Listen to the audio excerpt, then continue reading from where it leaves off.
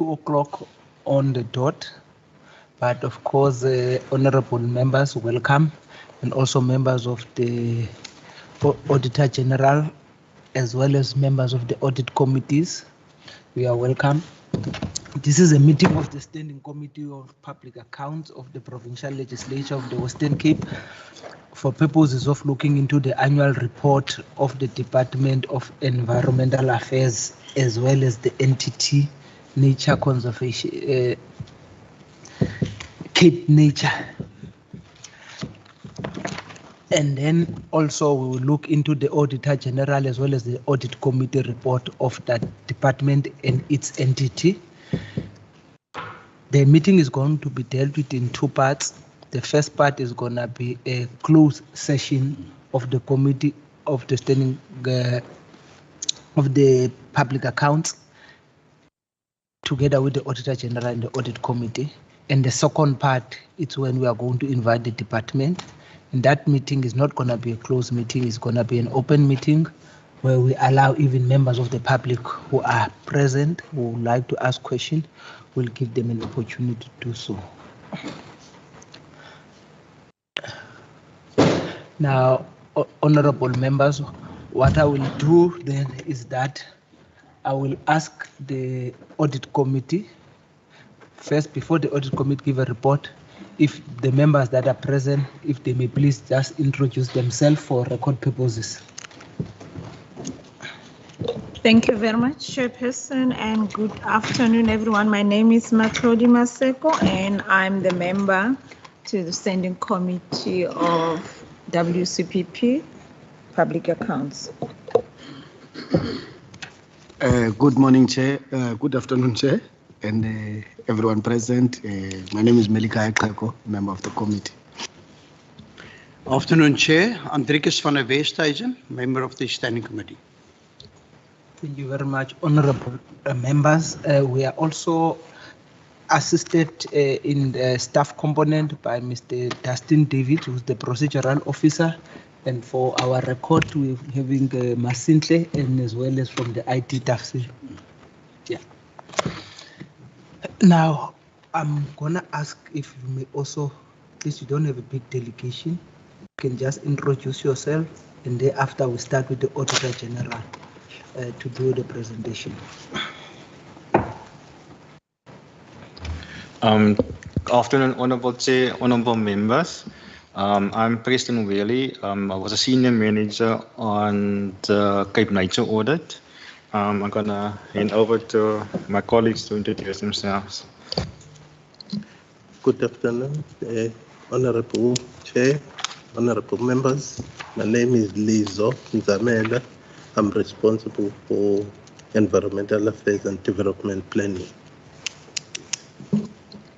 Good afternoon, Chair and members. My name is Deval Butta. I was the audit manager at the Environmental Affairs audit. Good afternoon, Honorable Chair and members. My name is Comfort Bunting. I chair the audit committee. Good afternoon, Chair and honorable members. My name is Tepo Lesisha.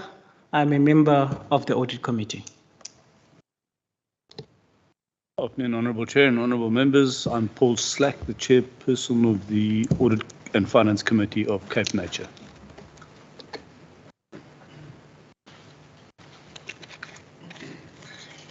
Okay, are you gonna start?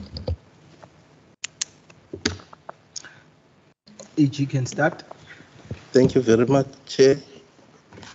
Chair, without taking much of your time, I would request, through your permission, not to cover every writing in the briefing document, to touch few areas. I would begin from paragraph 1.5, with your permission, Chair. And the department is mainly funded by funds from the appropriation as allocated. That's about 565 million. And in the previous year, it was 500.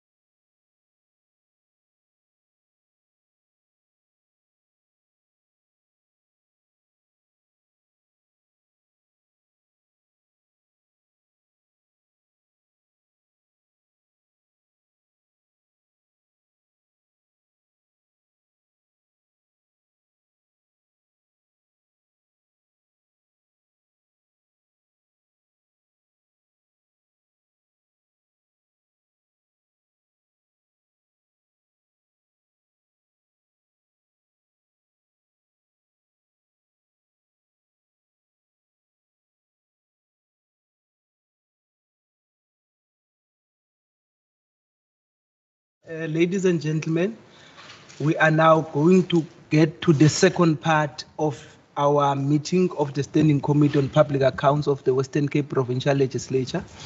We have finished the first part where we had a closed session with the Auditor General and the Audit Committee of the department, as well as the Auditor General's report for purposes of us being briefed as the committee. We are now starting the second part of our meeting, which is an open session meeting. In other words, it's open also to members of the public, those who wanted to join us online, as also those who wanted to join us physically. The manner we are going to do it, we will allow the department to make its presentation, and thereafter honorable members will ask questions and points of clarity. When we are finished with that, we will allow the members of the public who are participating either online or who have come here physically for purposes of asking questions or point of clarity. And thereafter we closed.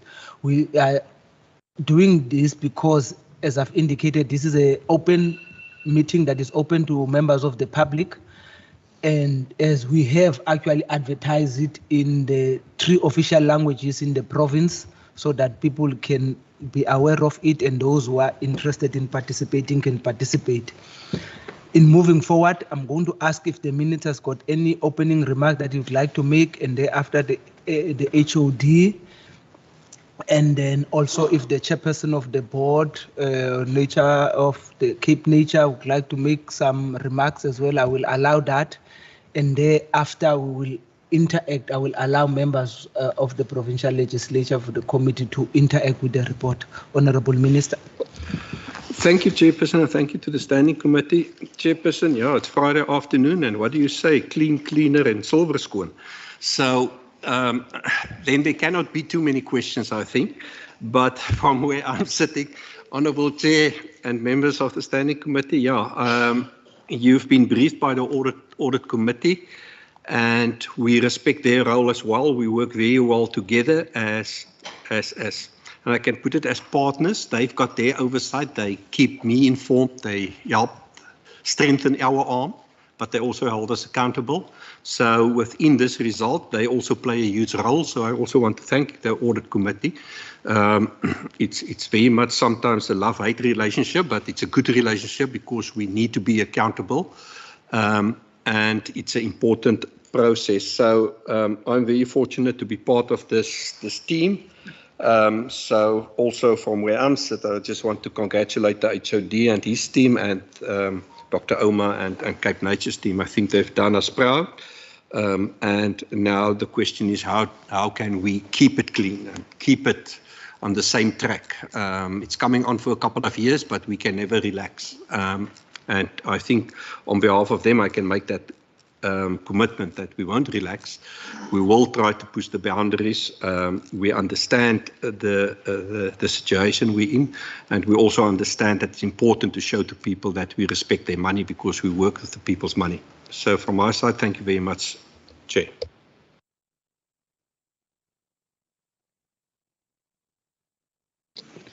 Thank you. Good afternoon, Chairperson. Good afternoon, honourable members. Thank you, Minister. Likewise, we value the role of the Audit Committee and the Auditor General in terms of the value it adds to our processes. We learn from every year in terms of both what worked and what did not work and what do we need to improve. The year under question, you have the information before you. There were a number of issues in the country in terms of some of the financial requirements, but all the controls, all the measures are in place, and hence the outcome that you see. But yes, it takes a lot. So yeah, in terms of all the efforts from all the team members to get us here, but it is about maintaining it, and it is about improving as we move forward. Thank you very much, Chairperson. Thank you, Chair, and thank you for this opportunity to come here and present the finances from our organisation. I'm very pleased that we've been quite successful this past year, and I think the only reason we've been so successful is because of the outstanding performance of our CEO, her team's executives, also the rest of the staff members of Cape Nature. They've been outstanding in terms of the work that they do. The relationship that we have with the Minister and also with our department has really helped us in achieve our mandate. And a lot of this wouldn't have been possible without the sterling work of our board, one of them who's sitting right here today, who's been responsible for our finances. I think we have a lot to be thankful for, and I'm very proud to be associated with this organization. Thank you.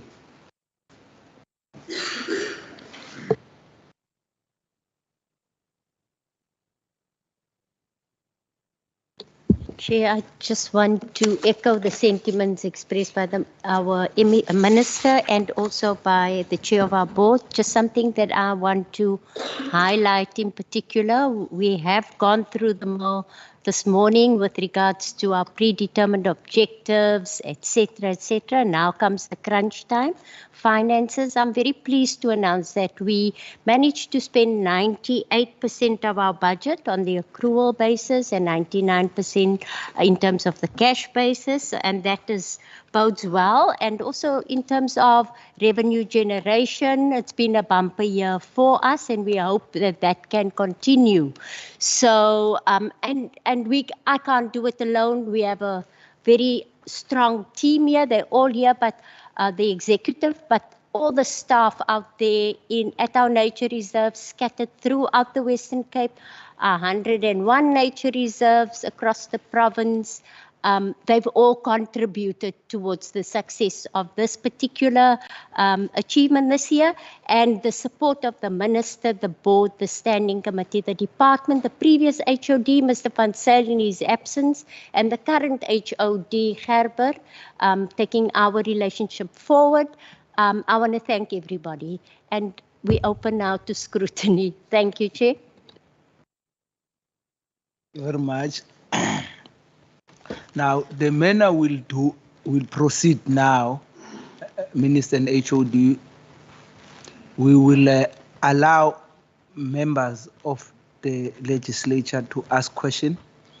And as you know, we are dealing with C and E of the reports. Now, when we deal with them, we'll deal with both reports simultaneously. In other words, I will ask members to ask questions on C of both reports, that is of Cape Nature as well as of the department, because I normally say to members that we take this report as read. So therefore, questions have been prepared, and then I will allow members. I see Honorable America's hand is up, and then Honorable Kego, Honorable Nkondlo, Honorable Maseko, in that order. Thank you, Chair. For the department, section Chair, but I first want to reassure Dr. Umar that this session is the easy session. Anyway, Chairperson, be that as it may, in terms of section C of the department on page 181, there the department has identified poor spatial and land use management performance by all spheres of government in the Western Cape. Is that the department? On the department? Yes, as an emerging sort of risks or key strategic risk for that matter. Could the department please indicate its main activities under Program 7? Under Program 7, development planning, address and mitigate this risk, given indicators for this program focus on the completion of reports. So basically what it means, Chairperson, the Program 7, that I think that ought to speak to this particular risk, largely focused in terms of its indicators on the completion of reports by various sort of interested parties and reviews thereof, and not enough information, at least in terms of the annual report, is provided on the findings and the recommendations of those reports and those reviews that might mitigate and influence that strategic risk that's being identified. Shall I proceed to E? No, C first. Okay, C of first. both. C You of don't have both. any question on the Cape Nature? No, thank you, Chair. No, that's fine. C, the next question is Honorable Tego. Thanks, Chair, and greetings to the department and Cape Nature. I will start with Cape Nature. On page 67 of Cape Nature report, table number 14, there are 6 board members that are listed there. But in terms of meetings held there seems to be no sign of what happened there. So if we can be able to get an understanding that it was there board meetings taking place and then the attendance thereof. And on page 68, the third paragraph regarding review risk profile, it talks about financial sustainability and reduce socio-economic opportunities and access are listed as some of the transversal and strategic risks. If the entity maybe might have a sort of a solution to that. While the risks are there, but do you have a proposed solution to such? And then the issue of the loss of Driftsend Nature Reserve, if we can be able to get what is the status now, and as far as that is concerned, so that we would understand, because there are people who occupied that. So what is the plan of the entity now with the Driftsend? Is it a lost case, or is it what is the way forward? And then on page 73, the entity speaks about 43 disabling injuries. Just want to understand the state of those injuries, that if they are maybe permanent, or was it just, doesn't it talk to permanent disability and possibly maybe litigations against the entity? And then on page 75,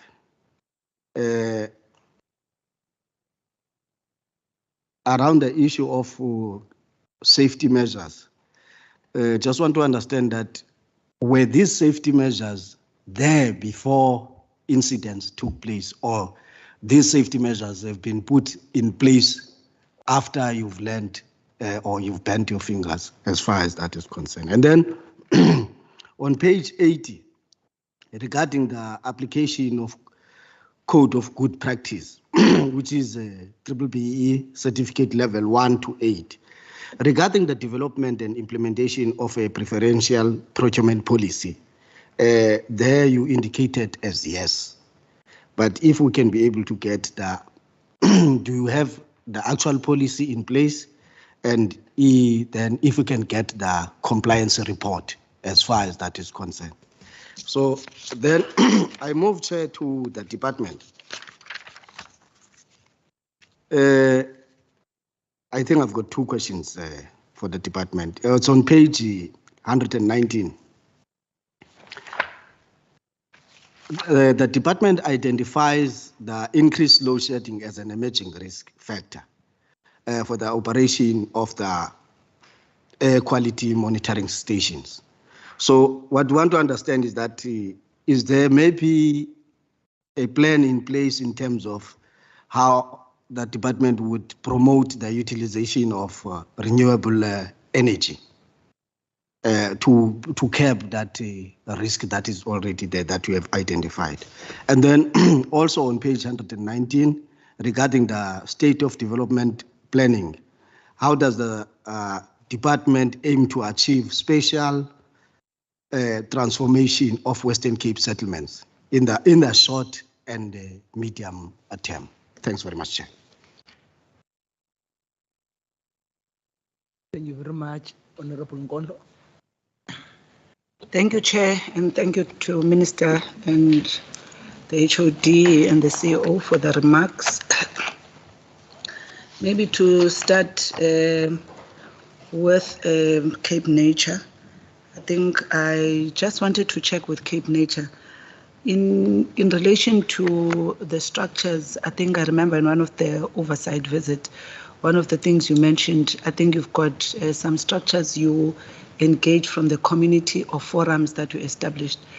I don't see them, perhaps they are in the performance report than part of your governance. My question would be, since you have established those structures and you work with them, have you been able to look at any impact in terms of that relationship and how it assists and what improvements can be made?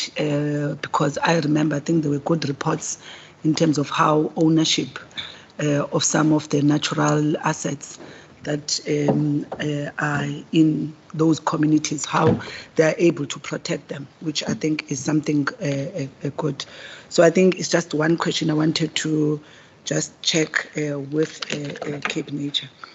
And then in terms of the department, actually when we met with the department yesterday, I think one of the issues, and I can actually see here in the key risks, Minister, I think the key risks that you are mentioning there, particularly on the unsustainable use of Western Cape natural resource base, and poor spatial and land use management performance.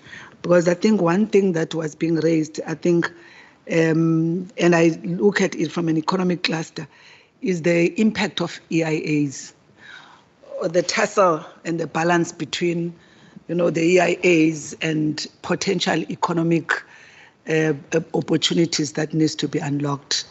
And I'm sure in your conversation with in the economic cluster, I'm not sure at what point what gives into what, because I think as it's also indicated here, as the population grows, the demands and those demands are on the natural resources. So I'm not sure. I just wanted just to get an understanding, how are you mitigating this? Because yes, as you say, in the state of environmental report, outlook report, we deal with all of these things of an ideal situation, but the truth of the matter is where we are from the drilling across the whole the coast, which we know already there have been many of your environmental organizations taken up from national ministers, questioning some of those economic prospecting. So I'm trying to understand, how is the department responding to this? And as far as that is concerned, how is your intergovernmental relations, particularly with national department, to try and resolve on time? Because sometimes that could also be a red tape over business that wants to unlock opportunities. So it's an issue that for me I'm interested in. The second one, Minister, is the inability to attract and retain suitable staff, which is another balancing act, very difficult, because I think from the Premier's office, Premier's department in the first discussion and a provincial treasury, we had that part of what the provincial government is trying to do is to relook, at the whole notion of personnel compensation of employees. But the reality of the matter is that with a growing population comes demands of services, and those services, they need people. So as you try to manage, the budget of COE, on your side, in terms of risk, you are sitting with the ability to retain suitable staff, because I understand your department deals with specialized skill, which are not cheap in the market. So I'm trying to understand once again, how are you dealing with this particular reality of today's time, especially post-COVID? Thank you very much. Honorable Maseko, then Honorable Van Steven. Thank you very much, Chair. Chair, I think from me, I do have two questions. I think the members have covered me. Just to lash on the issue of the special planning, I just want to find out, and I saw if you go on page 68, I think, of the Cape Nature, when coming to the issue of the drift sands, there is a task team, a provincial task team that is established, and it includes the different departments. So I just want to find out, with the challenges of the special planning, of poor special planning and land use, is also the department itself have the task team that is operating there. And to what an extent is the community-based forum also get to be involved there? Because most of the time, the ripple effect of whatever business that crops up or economic development that crops up within different towns, it affects the land use in different towns. Do you also involve the community-based forum, or is just only the government that is involved in that? And if that is the case, that they are not involved, why is that not happening for them to be involved? And the second one, it will be for the Cape Nature, the social responsibility.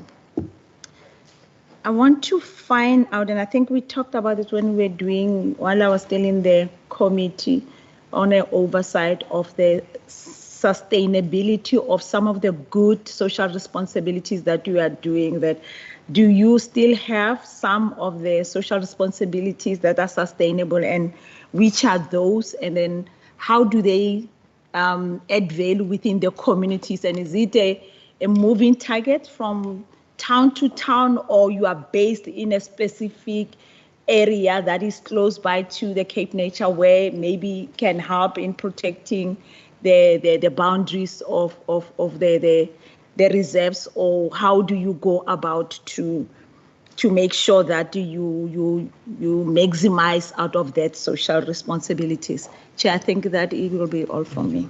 Honorable Van Vesthuizen. My question is brief, Chair. I see that 2 of the council members of Cape Nature's terms will come to an end in 4 months from now.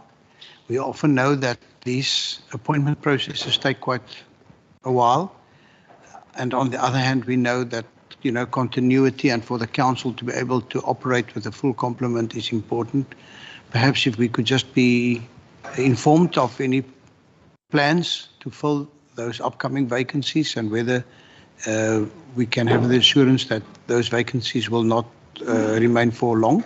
And then also I see 2 of the so-called external members, although I think all council members are in essence external, but I presume those members are recruited because of their specialized skills, and their terms have also already come to a close, whether those positions have been filled. Thank you. Thank you very much. Honorable members, I just want to, from my side, maybe when you are dealing with the issue of the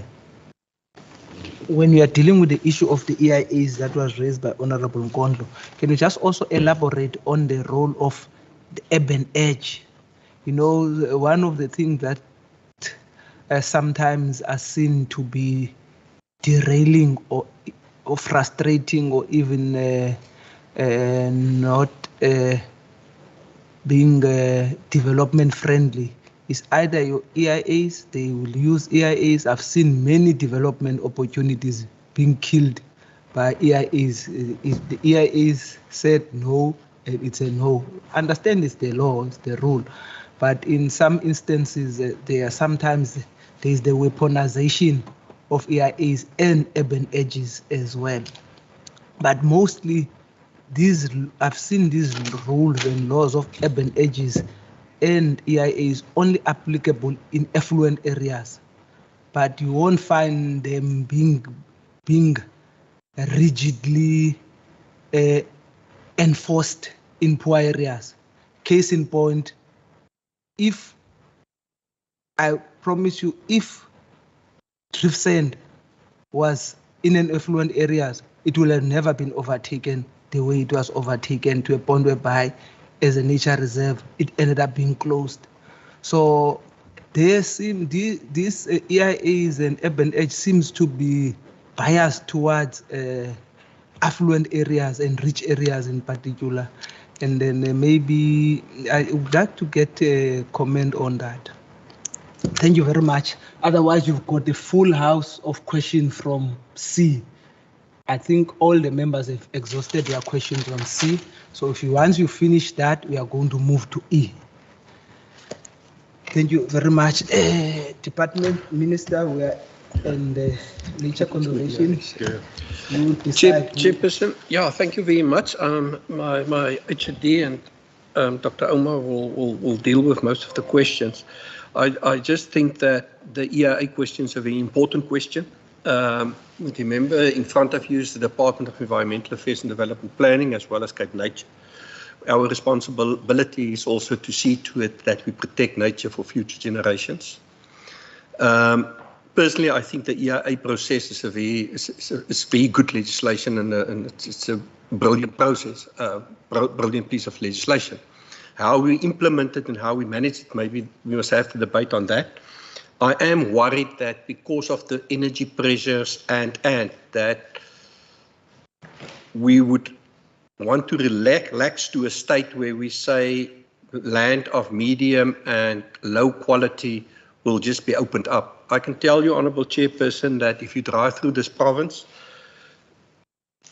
I can't say most of the disasters, but a lot of the disasters that occur is because not of nature, but because of bad planning.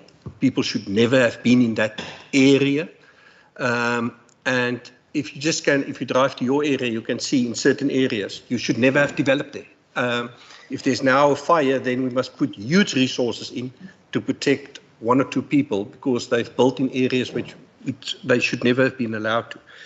But as Honourable Nkontlo also stated it, that population growth is something that I think that we don't talk enough to the topic, because each person needs resources.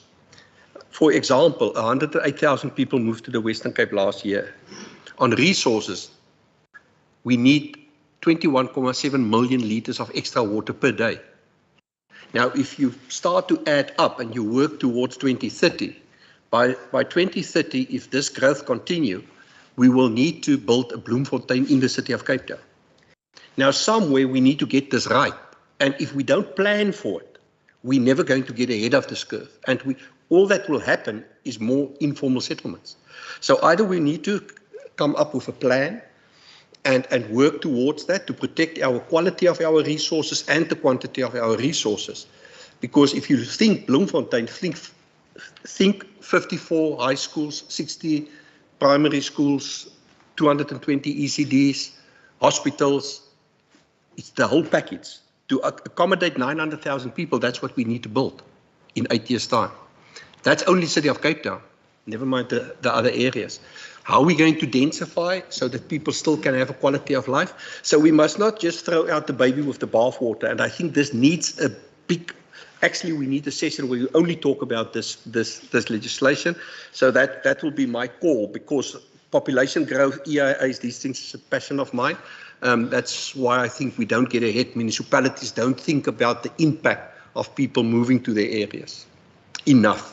And protect the resources and see to it. Because within this is also how we're going to use resources. Because currently we need to come up with systems where you use water more than once. That's the kind of things that we need to work out, because we can't just open up a tap and get more water. Rain is rain, and how we're going to deal with that, as leaders. I think it's very important. With that couple of words, I'm going to ask my HOD and Dr. Omar to deal with the rest. Thank you, Minister. Thank you, Chairperson. Thank you, honourable members, for the questions. The spatial performance is a critical question. The socio-economic transformation that's required is not divorced from achieving the spatial and ecological transformation. In fact, it's the poor that suffer most if we don't get it right, because they are the most dependent on the commons often. And there's a lot of work that's been undertaken.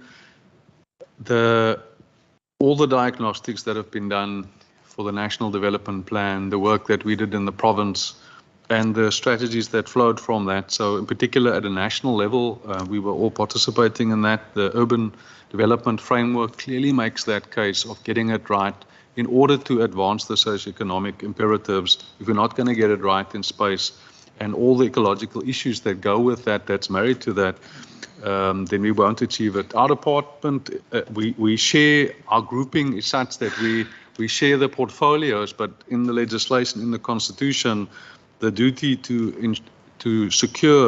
ensure ecological sustainable development, it says while promoting justifiable social economic development. It's a joint duty.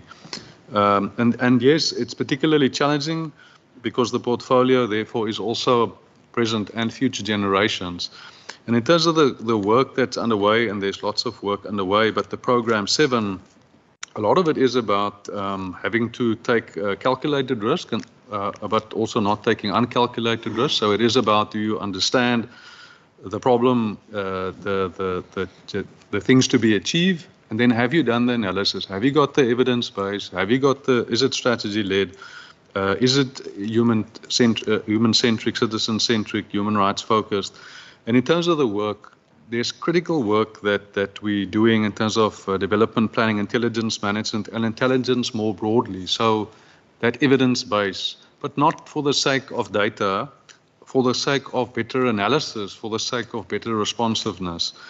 And just some examples there, that research that we're doing and that we have done and continue doing in terms of differentiated urbanization, exactly the issues mentioned by the Minister. What does this mean for our municipalities, for our province, for the country in terms of what's happening and what's coming? And what are our options there in terms of being responsible in response to that? There's related work, whether it's the growth potential of town study, whether it's the housing market studies to inform the inclusionary housing policy framework. But those are all just examples of evidence-based, strategy-led, human rights, impact-focused.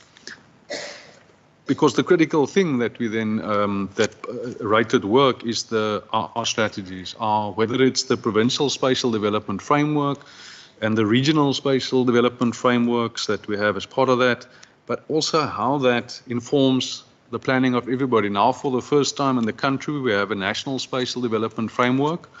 We were working closely with national. We used to have the National Spatial Development Perspective 2003 updates 2006. We were always extremely responsive to that in terms of our own provincial strategies.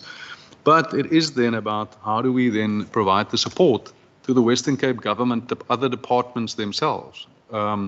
We're not in control of that because we are working, the intergovernmental, we're working with the other departments, we're providing the data, we're assisting with analysis, we assist with that pipeline development in terms of their own infrastructure delivery. But there's a lot of support being provided by that program to see, can't we make our own government expenditure, provincial government, but also the municipalities better. So there's particular work that's underway in terms of the support, oversight and support to municipalities in terms of their integrated development plans, but in particular the spatial development frameworks of the municipalities that are part of the IDPs. And then as part of that, the capital investment and the capital expenditure frameworks, which have been a legal requirement, the capital investment framework since 2001. But we are hard at it working with the municipalities to assist them. And again, it's not about the municipalities' plans, it's all of government's plan in that space. to explore the options. So critical support underway for the municipalities in terms of the spatial development frameworks, the capital expenditure frameworks. And of course, those frameworks are not divorced from all the rest of the portfolios, because the waste planning and the air quality planning and the water planning and the climate change considerations. And of course, it's a iterative process, because we're trying to do the integrated planning better and better. A critical element is that even if we have better policy and we have better legislation, better policy, better municipal bylaws, better strategies, better pipelines, then it's only as good as the implementation. So a critical body of work that Kobus and colleagues, Kobus van Rang colleagues are doing is the support to the municipalities in terms of their land use planning, their land use management. We're the first province that have a fully aligned system across the municipalities in the Western Cape with the National Spatial Planning and Land Use Management Act. The last of those legislated timeframes was last year in terms of integrated zoning schemes, as it used to be called, land use schemes by each of the municipalities that are responsive to the new system. But now it is about supporting the municipality. So the systems that they have in place, how they do that land use planning linked to the SDF and all the other instruments in that space, but ongoing work, but critical work in terms of the infrastructure planning and everything that needs to be provided there to keep a pace and to be able to timelessly adjust. But a huge body of work, because it is such a critical issue, and it does have transversal impact. In terms of also linked to the question from the other member in terms of the human settlements issues related to that, there's specific work underway in terms of the human settlements part of that, particularly the housing delivery that we're rolling out with the municipalities. So the differentiated urbanization research is informing the work, but we work closely with the Department of Human Settlements in terms of the Western Cape Human Settlements Framework, which is still a relatively new framework. And as part of that, the Informal Settlement Support Program, where we classified the human settlement or those informal settlements in terms of whether it needs to be supported in situ or whether it needs to be considered to settle it outside of flooding areas and where services can be provided. But of the priority settlements, half of those prioritized were assisted by our department in terms of land use support, EIA, ease of doing business support. And again, that's ongoing work. The RCIP also comes into this as a critical delivery, because it is about those urban interventions, both in terms of urban design and the urban management, but it is about also the safe spaces, the crowding in of the investment, and changing the lives of the communities. And that's done in consultation in terms of co-designing and co-owning with communities. So the human settlements, again, the housing market studies that we've done, that the findings there are so significant in terms of what it means for us now collectively having to respond to that in terms of inclusionary housing and everything else, that we are busy making the case and considering with Provincial Treasury, how do we continue and roll out that work with the municipalities. I'm going to jump to the EIA because it is related. Absolutely, the environmental impact assessments is all about the democratic process of people having a right to be heard in response and the relative needs, interests and values, and having to evaluate. And again, it is about having to ensure ecological sustainable development, but while promoting justifiable social and economic development. And therefore, although there is for each EIA, there's a policy context and there's a planning framework context and all of the context that provides a context for the project level decision, the merits of each application, is considered, based on its specific merits. The legislation does not require the most sustainable option to be approved, EIAs. It requires the best practicable environmental option. Yes, if the options are so bad and if it's so uncertain, the potential consequences so catastrophic, then the precautionary principle will be applied. We will forego the benefits to be had because it's so uncertain, there's such potential risk. But unless we apply the precautionary principle, and unless there are these fatal flaws in that EIA, it is about that process, preventing the impacts, making the impacts less, and trying to make the project work. Just to say, and we know that we're very bad at marketing and communicating some of the good work that's underway, and there's a specific focus that in terms of moving ahead. Because already more than a quarter of the EIAs that is brought to us do not follow an EIA process. They follow an alternative process. Urban area adoptions, maintenance management plan adoptions, development setback line adoptions, more than a quarter already. But then we're also not leaving it at that. We're applying the environmental planning, which is a critical mandate in terms of environmental management. We're doing it obviously in terms of waste management, air quality, coastal, everything strategically.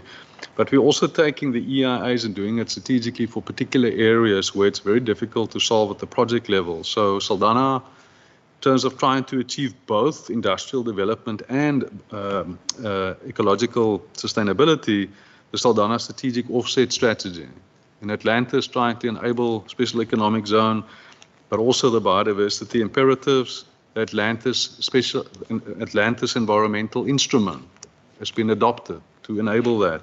And then we have another example, which is each one of those is different context, but the Zandveld, where the potato production and the rooibos teer production, but that agricultural production landscape and the conflict that we had there between these competing interests, seeming competing interests of agricultural production versus conservation, marrying the two in terms of those futures were always a joint future, and having done the Zandveld environmental management framework, which we're trying to turn into a standard, if we can get the concurrence from the national minister, and then project level EIs would not be required. We've already assessed it, and it already would be decided strategically, you must just keep to the standard. And that's for the entire Zandveld area. But those are just examples of where, and this is with a very, very, very small budget, very, very small teams, over and above the normal applications that we get.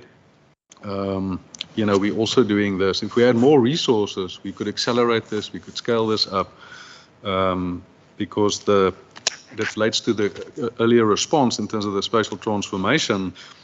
Some of the options currently available, we need better options. If we get an application, this is the best options we have.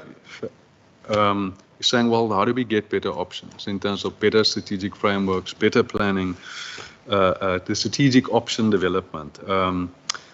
But so the EIAs, absolutely. In terms of the red tape referral system that we have in the Western Cape, we've had it for years. There are hardly any red tape referrals in terms of EIAs anymore.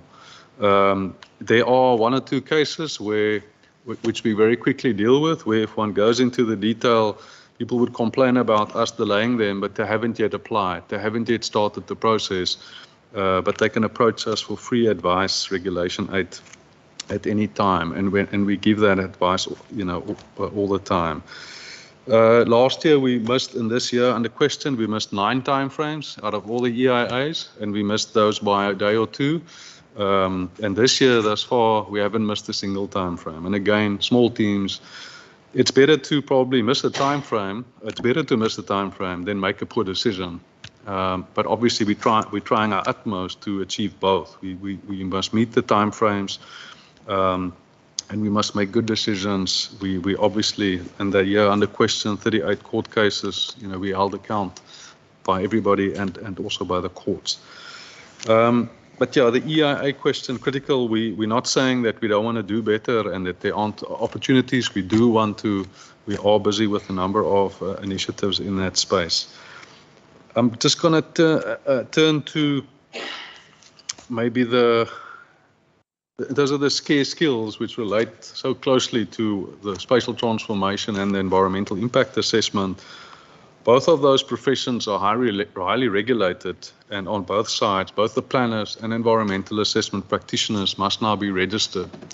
And those were already scarce skills. Now there's a registration requirement for both, and therefore it is an issue that we are battling to attain and attract.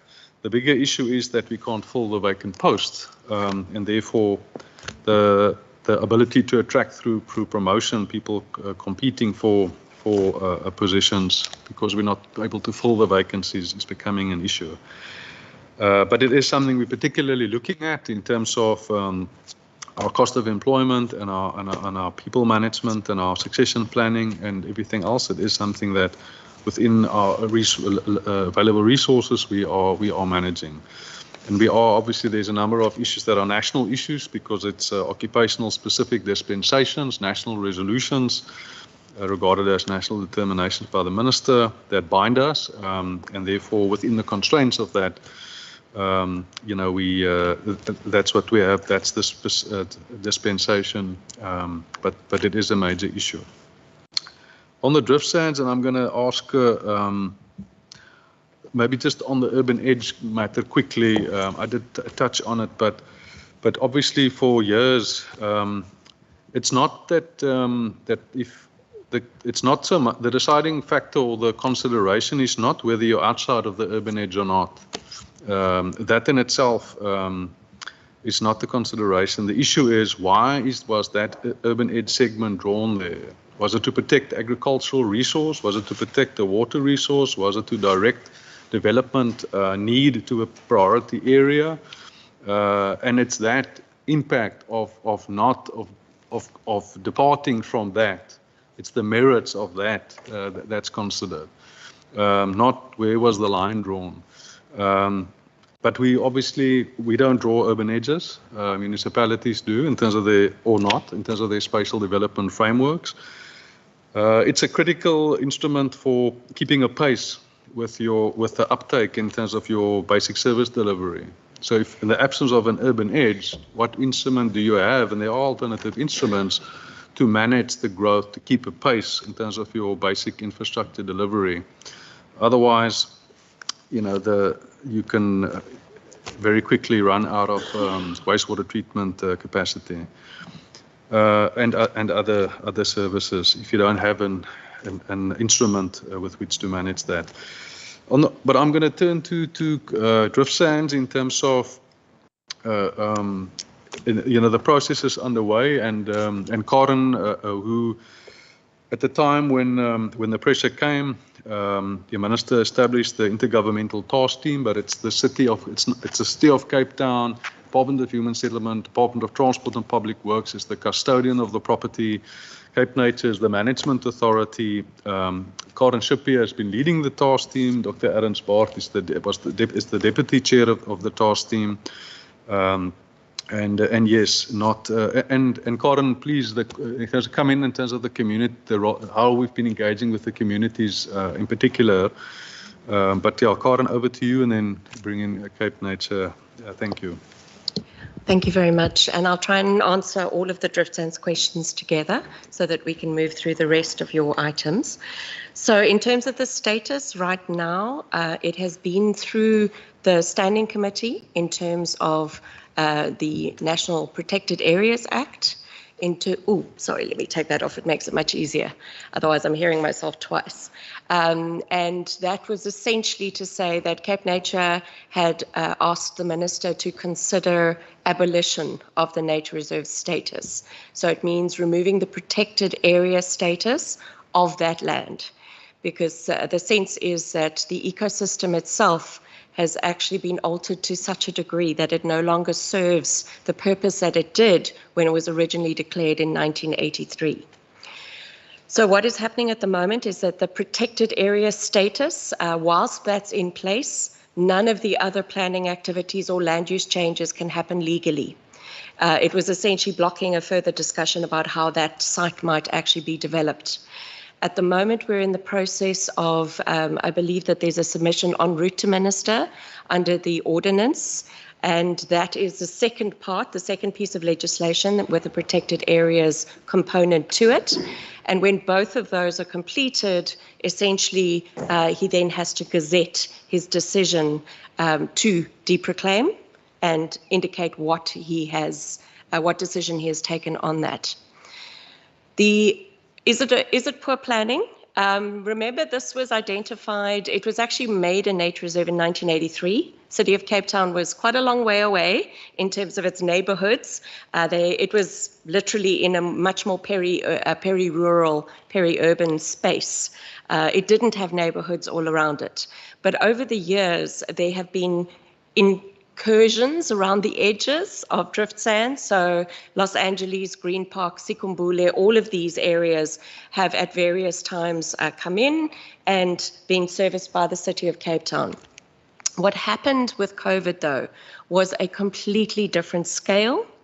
The relationship, in fact, with Drift Sands Nature Reserve and Cape Nature and the communities through a Protected Areas Advisory Committee, which is what that forum normally is, was incredibly good. People who lived in those established informal settlements became aware of how nature assisted them and worked very closely with Cape Nature. The unfortunate thing essentially was that in 2011, City of Cape Town did some work on how they were going to expand those, upgrade the existing settlements, and include additional housing opportunities. That was all approved. It even had its EIA, so nobody can say the EIA held it up, but it never went ahead.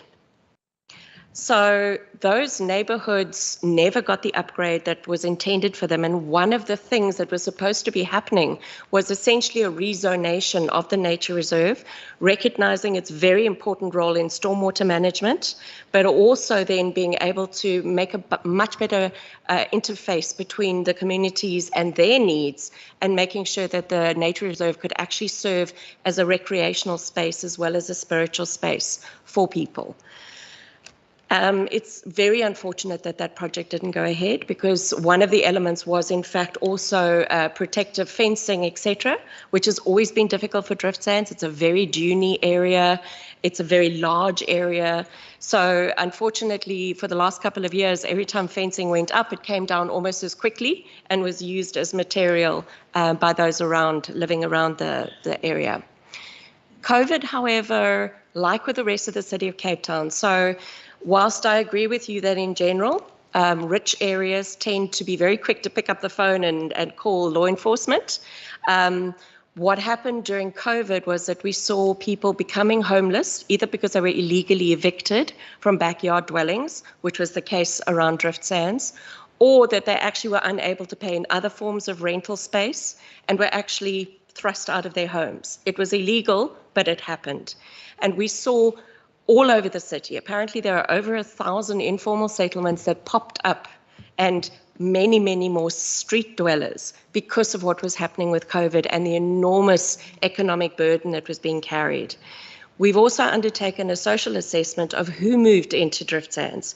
And certainly the initial people were people who were thrown out of backyard dwellings in Mfuleni. That's where they came from. They were absolutely destitute. It was lockdown level 4, etc. So we know that that situation was absolutely chronic at the time. Law enforcement, however, were very, very spread.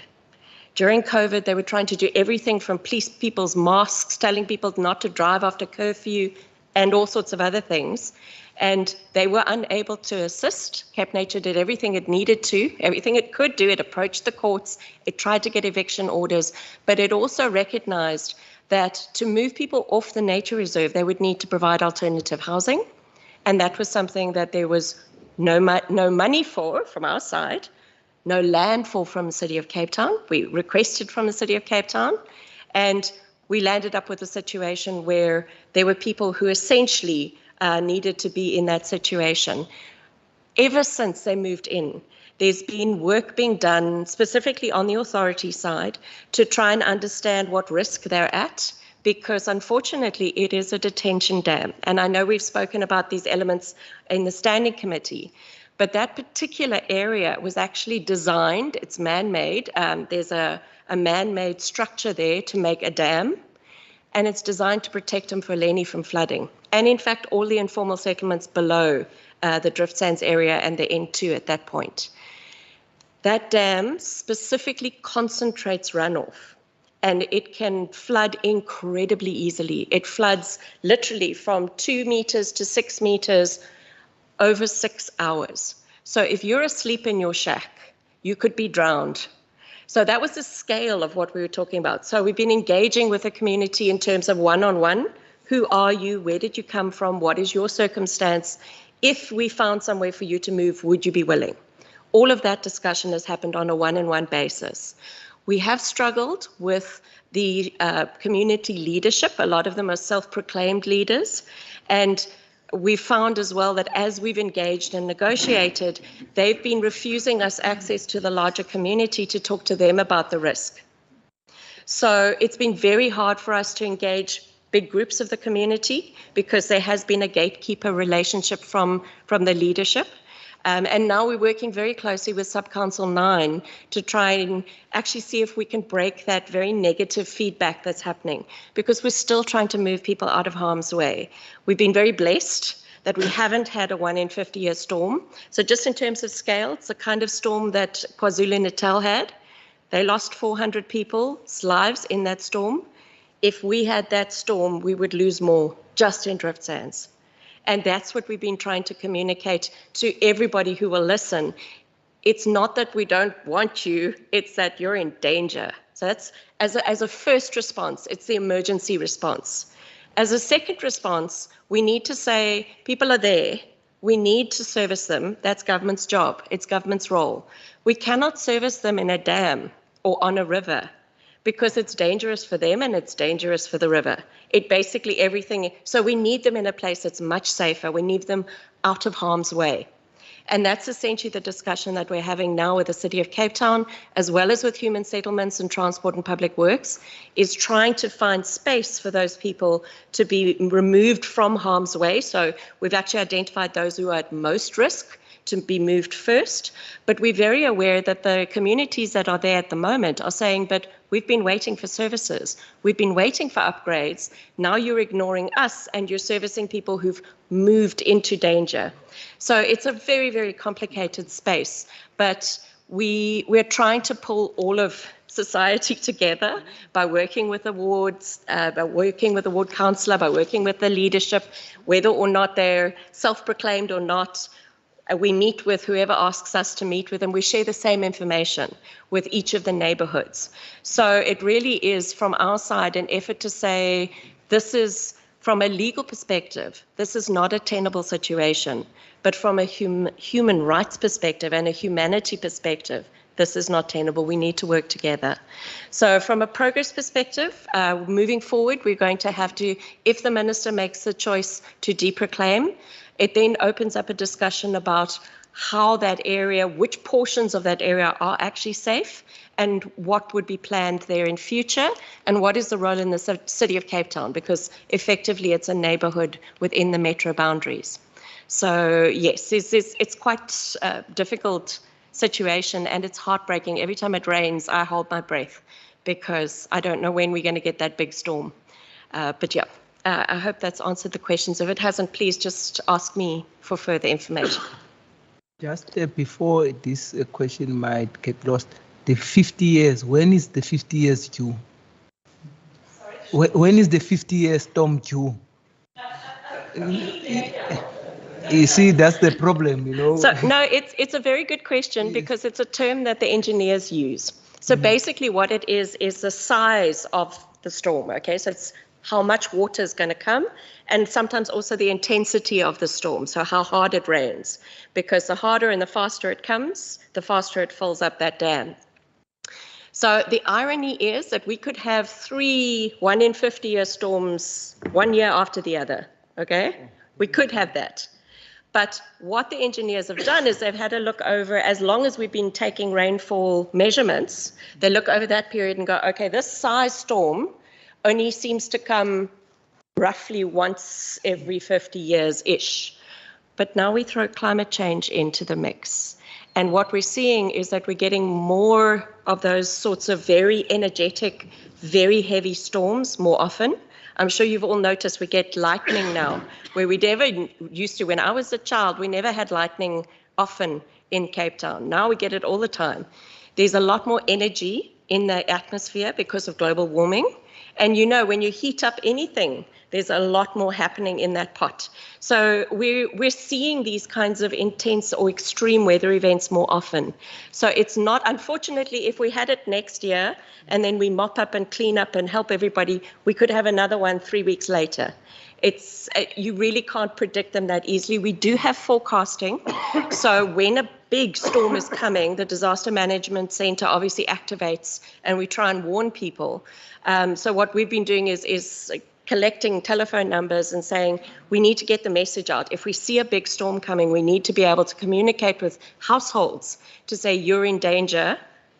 This is where you can go for safety. But, you know, that's a sort of emergency response, and we're hoping to move people before we have that big storm. But it could come anytime. More likely during winter, but it could actually happen anytime. Can I suggest, honorable members, in case this might evoke a further discussion, we put it as one of the resolutions. Either it's going to be dealt with by the relevant committee, standing committee, the issue of driftsen, because I don't want one day when this 50-year storm hit and I was warned that there was a meeting where I was sitting at and I was told that this thing can happen anytime and I did not do anything about it. So I think that will be just my suggestion, unless we've got a different view or clarity. Yeah, it's just the clarity, because when we engaged with the Minister Simmons, talked about the 10 million where they relocated, because the same dam where you relocated and the other ones came in to stay there again. So it's the same place that we are talking about. Is it the same? We've not moved a single person yet in drift sands. So that. Okay, yeah. Honorable Ngondo. Oh, thanks, Chair. I just wanted to check, I'm not sure whether you call it deregulation or deproclamation, the term. So you're saying at this point, the national minister has not Is it provincial or national? Deproclaimed, yeah. I'm actually going to hand over to my partner in crime here, Dr. Ernst Barth. Chair, thank you very much. Through you, Ma'am, the honourable member, it's a dual process because there are two pieces of legislation involved. One is the National Protected Areas Act, and the other one is the Nature Conservation Ordinance of the Western Cape. So under the Protected Areas Act at national level, the national minister should be informed, and then he or she should then give his or her consent to the withdrawal of the Provincial Nature Reserve, the status under the National Protected Areas Act. And then similarly, the MSC for Environment in the Western Cape needs to consider under the ordinance the abolishment of the Provincial Nature Reserve status under the Nature Conservation Ordinance. So that's the dual process, and the National Minister has assented to that. And then also the final submission to the MSC is on its way. Yes, sir. Mr. Chair, can I suggest that you perhaps put it to the chairperson of our standing committee, who fortunately is in the room, because we have actually had several deliberations on drift sands, as well as presentations to the standing committee, and they've considered that during this year. So I'm not sure if there is perhaps some more specificity needed for what the recommendation would be, because in fact the standing committee is dealing with this. Okay, then in that regard, do you want to comment, Chair? Just say that this matter was brought to Parliament and that Parliament has already endorsed the proclamation as requested. I think that the koel is deur die kerk. Yeah, that's fine. It's one thing to deproclaim. It's something else to warn and remove the people on danger zone. You know, we can deproclaim as much as we want, but if we don't win the battle of convincing those people there, look, we are in harm's way. At least if we should have just played our role of telling them and informing them, conscientizing them and making them aware. You might also be aware that there are areas in the country where people are told every year the river is going to flood. And the river flood today, 2 weeks later, they go and build in the Jaskei River again, so but at least we should have played our role that to warn them that, look, this is the situation it is, and then we are just warning you. But of course, we can deal with it on resolution. Minister? Chair, yeah, this thing started nearly 2 years ago when disaster management told me that here's a disaster waiting to happen. And exactly on your point, because I know of it, we need to act. So I went to Cabinet. I said to Cabinet, it's not going to be on my conscience. We cannot, because when that dam wall goes, 3,000 informal dwellings will be just disappear. There won't be time to save people. We must understand that. A dam don't just open up, it just go. And it's not water then, it's mud. So people will just be wiped out. So we took it very seriously. We've got a task team, Karen hit that task team. And there's lots of communication with the community, different. We've got record of everything, of boards, of WhatsApps, of pamphlets. Our people will hold hostage on that piece of land. What I can tell, because a lot of people is also angry because, well, how can you deproclaim a piece of land as environmental affairs and Cape Nature?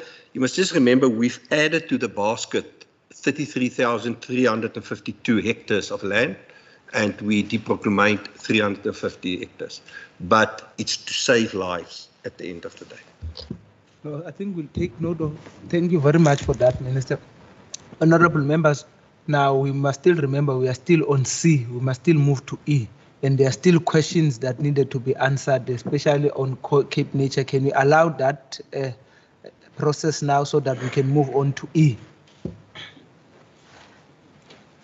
Yes. Thank you, Honorable Chair and members. Thank you for those questions.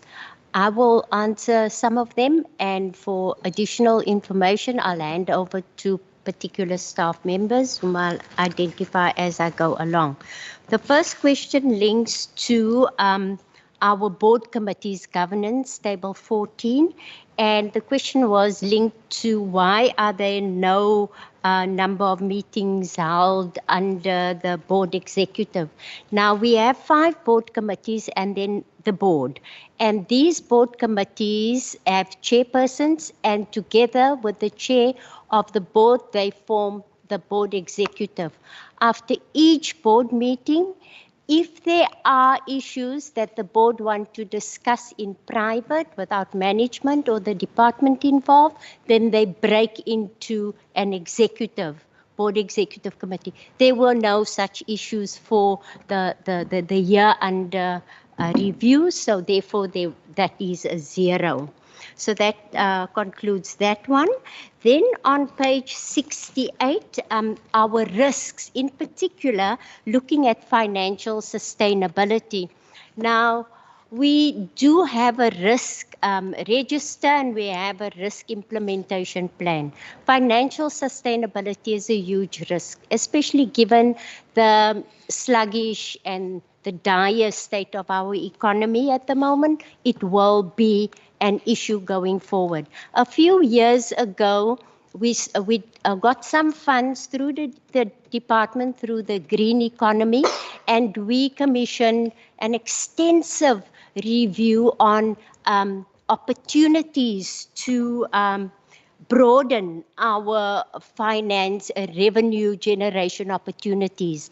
Now, that was broadly consulted over 18 months or even longer, and a whole host of activities were identified for us to potentially increase our revenue.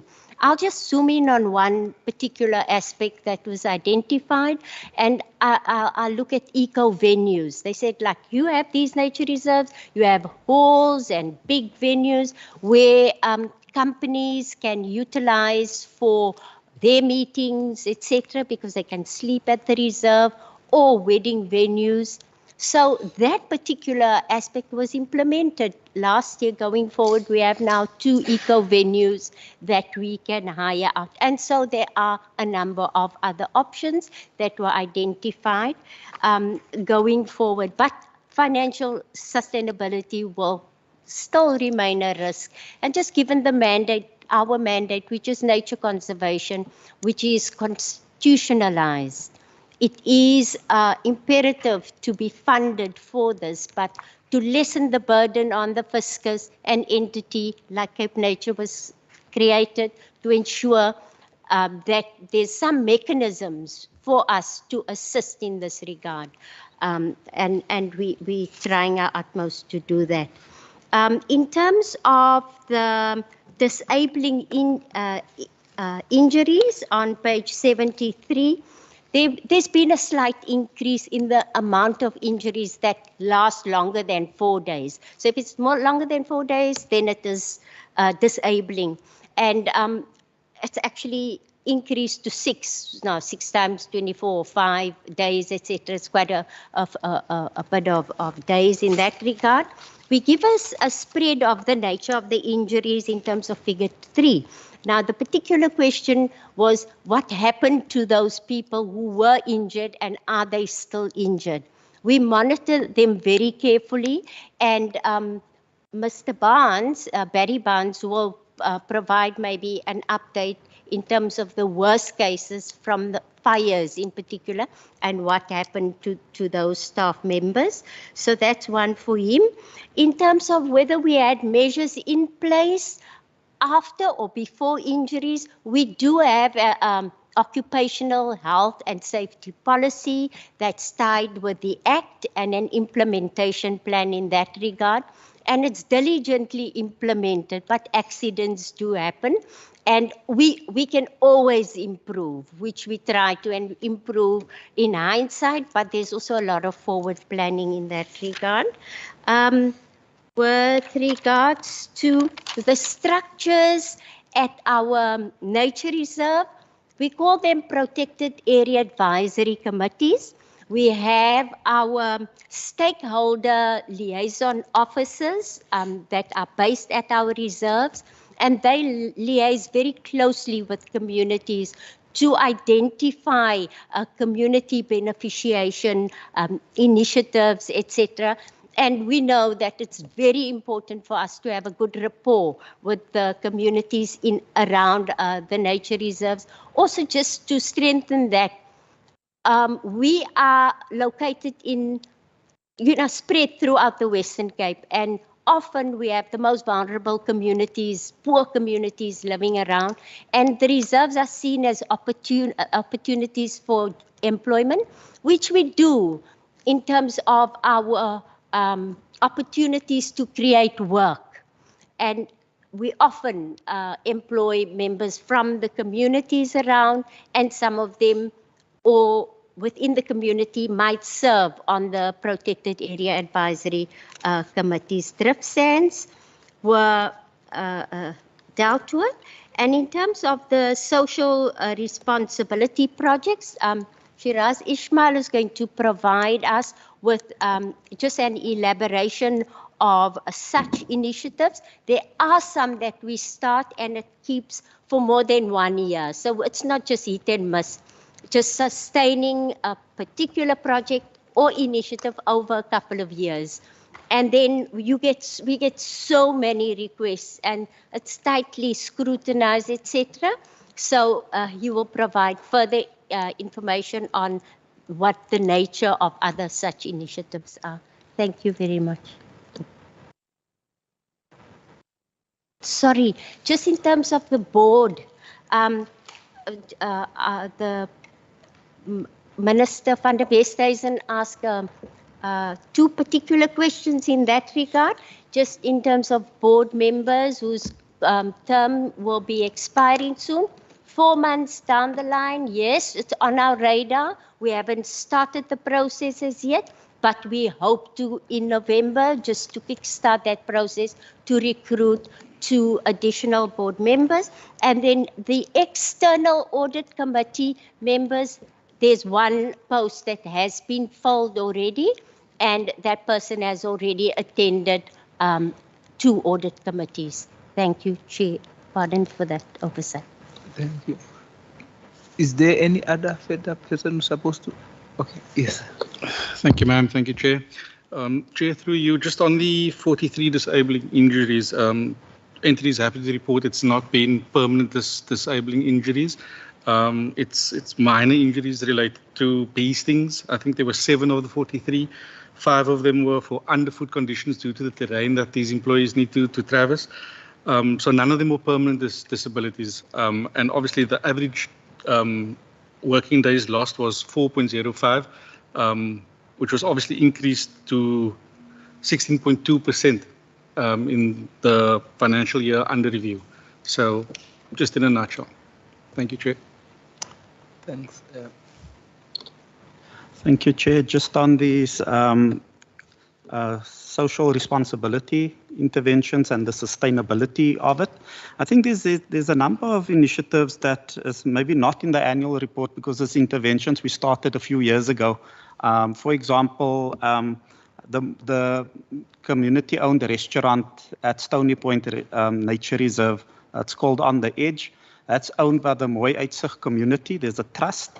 That community has been running that restaurant successfully now for the past almost 10 years. Cape Nature plays a key role in holding their hand, making sure they're compliant. During the COVID period, they were also hard hit, forced to close during the hard lockdown period. Through Cape Nature, we managed to secure funding, a grant funding that was released to them on a monthly basis, so they could still pay their bills, keep staff employed, and so on.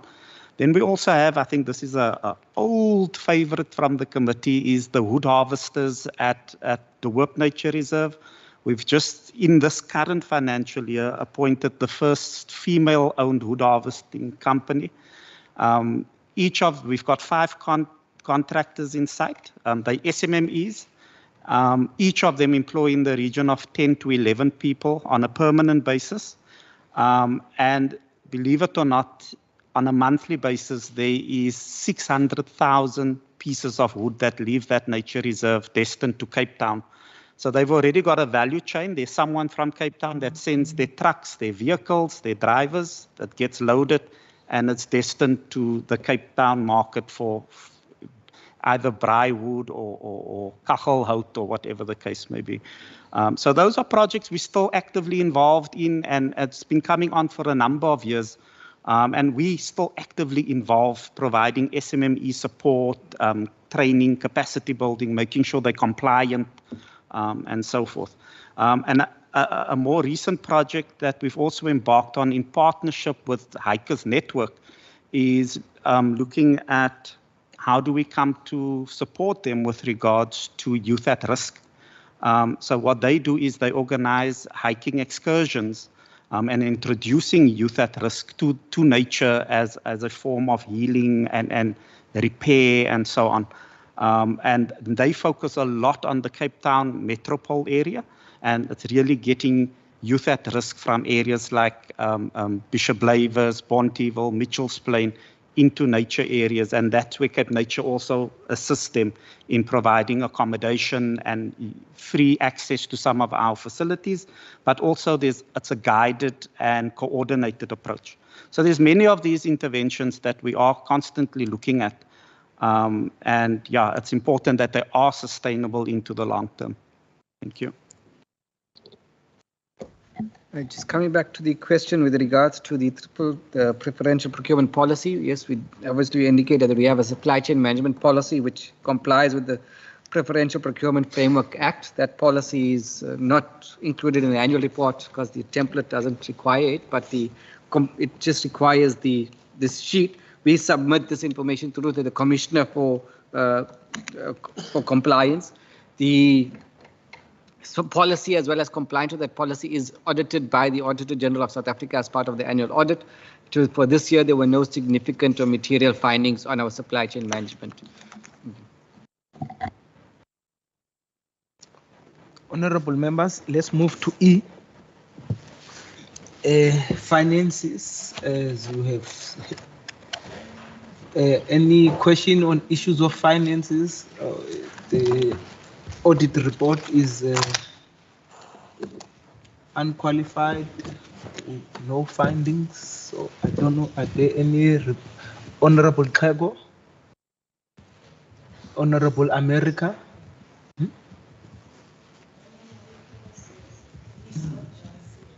No, I said Honorable Kego will start first, then it's gonna be you. And then Honorable Van Vesthuizen. Thanks, Chair. On the department's report on page 195, 4.1 and 4.2, they both attribute underspending to service providers being unable to deliver due to international shortage of microchips. Now, the shortage of microchips are being used as an impediment from delivering on the contract, resulting in the underspending by the department. Now, what we want to understand is that was it before the agreement was entered to that we have experienced this challenge, or it happened during the course of the agreement? And then, if so, then what then became a solution to that? Do you have any possible solution of the situation? And then the second question would be on page 220, with regards to contingent liabilities and assets. Is the department not responsible to administer regulations regarding the spraying of herbicides and chemicals on invasive plants? I don't mean to implicate you on anything that is sub judice, but I just want to understand that the role, because you according to the claims or the report, is that you want to exonerate yourself that you are not a respondent in that thing. And isn't the department responsible for any environmental and otherwise possible danger, preventatively so, not to react or on the basis of what has been brought towards the department? Thanks very much. The Honorable America. Thank you, Chair. I just have two questions. Yes. Firstly, congratulations on your successive clean audits. Department Cape Nature is something that you're doing that some other departments can't get right. So maybe you should share some best practices. Anyway, Chair, let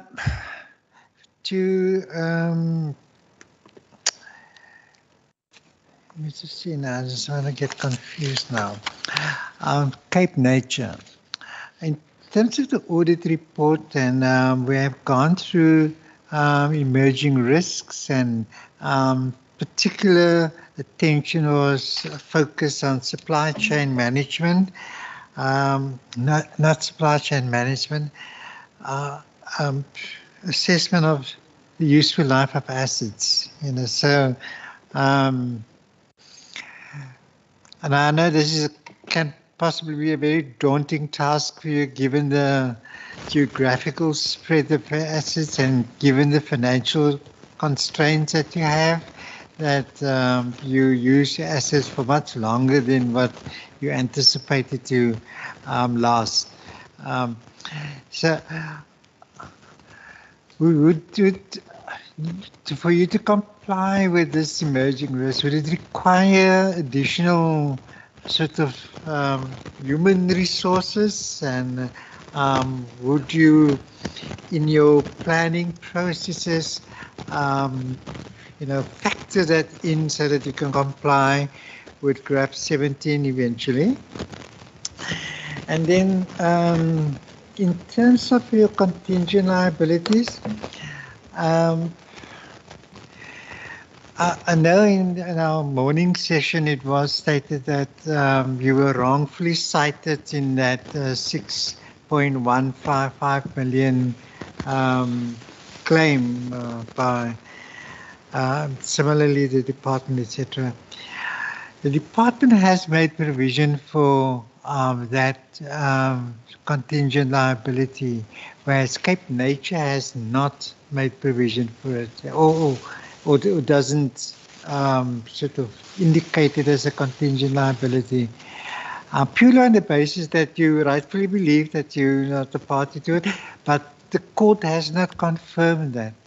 Shouldn't we have had provision for that, so that it could be sort of because it doesn't have an immediate financial implication. It's just that it's an awareness that who knows, until the court confirm that we're no longer a party to it. Yeah, thank you, Chair. That's all. Thank you. Honorable Maseko and Honorable Van Steezen. Just to add on the question of Member America on the issue of the assets register, just to find out, because it's a mammoth task that has to happen, and we want to see the clean audit continuing. I want to find out, is in negotiation, maybe on the management letter with the Auditor General, is there a communication or is there an agreement that you will have more time allocated for you to be able to eventually finish that task, or there is a certain period that you have to do that within that period that is allocated, and keeping in mind that within the province, the whole of province, that means you have to do that and you still have to go back to the last financial years to correct that up to date to the next financial year. Is there movement allowed in the financial principles to be able to do that, or it might affect, you anticipate it might affect your outcome, audit outcome for the next financial year? Thank you, Chair. Thank you, Chair. My question is not on specific figures, but rather the issue of the dwindling income and the fact that the department and Cape Nature is not really being funded in line with the growth of the responsibilities that is allocated to these entities. And also we know that the risk of looking after land and the risk of land invasions and all these things are escalating far faster than what inflation rate would represent. So my question is then, obviously, can we look elsewhere for funding? Now, in your report, you refer, for example, to the enormous amounts that were pledged to South Africa, for example, for conforming to certain initiatives regarding climate change, etc. So my question is rather than to what extent can we try to have access to some of this money that's been pledged, or alternatively, can we go out and I almost want to say fundraise our own revenue in a significant way? I'm not talking about the leasing of tourist accommodation for a night, etc. That pays for its own expenses. But for this additional burden of trying to be climate smart, etc., is there a possibility for a province like the Western Cape to perhaps also access such funding, and perhaps from some of our partners with whom we have agreements? I see that the state of Bavaria is coming to visit us, and I know that there is some twinning agreement between the Western Cape and Bavaria in Germany. And I'm just wondering whether there might be potential, because may I say, it's my impression that the first world built their economies on extremely damaging practices for the environment. And now everybody is waking up, and now they want us as a developing country to, stop burning coal and stop, advancing the economic situation of poor South Africans while we're sitting with all these wonderful natural resources. Thank you. Thanks. Honorable Teko. Thanks, Chair. There is a part of my question that I omitted to ask on the issue of the contingent liabilities. Having noted the department's rapid response to the Knysna fires previously, it's quite commendable. And I appeal that the department has made to including the private sector and other parties that assisted in that situation, which was a once-off situation. And having noted year in, year out, how winter storms result in continuous flooding in areas such as Guguletu, Philippi, and Nyanga. Every year. It's a known factor that once it's winter, between April and September, those people are going to be flooded. Isn't there any form of contingent plan that the department is doing for those areas that are known flooding areas each and every winter to assist those people? Because it's a known factor that between April and September, there would be an area, a period where the people of those areas would be seriously flooded, or you are waiting for maybe for a litigation against the department for the failure to assist those people. Because even the city of Cape Town, even putting pressure on them to deal with the issue of their drainage system and stormwater control. Thank you very much. But there are no further questions from members. Chairperson, I'm only going to take the last question because it speaks very much actually to disaster management. That's with local government. The Knysna fires, the response is there. It wasn't a once-off. I can promise Honourable Member Teko that what we've done in KZN with the floods is brilliant work. That we were the first province, and I think, we were the first province who reacted and said we can help. And there was also with private sector support. We managed to get 17 4x4s, 2 helicopters, a whole team there to run them, to run and to help them. And we've learned also valuable lessons. That's why I can tell you the first half day you deal with water, but then you deal with mud, and it's a different animal. But last week in the Northern Cape, the big fires there, we've also offered help. So we've got the system to offer help. What we do every winter, start of every winter, and now actually, because of climate change, the seasons also shift. So we do it actually at least twice a year now. We send out notices to municipalities to first of all ask them to go and check and clean their stormwaters. And we've built a system where, and maybe the Standing Committee can also visit the Disaster Management Centre, where in any area, if we can show you on a map, if 40 millimeters of rain falls within that area, this is the area that will flood.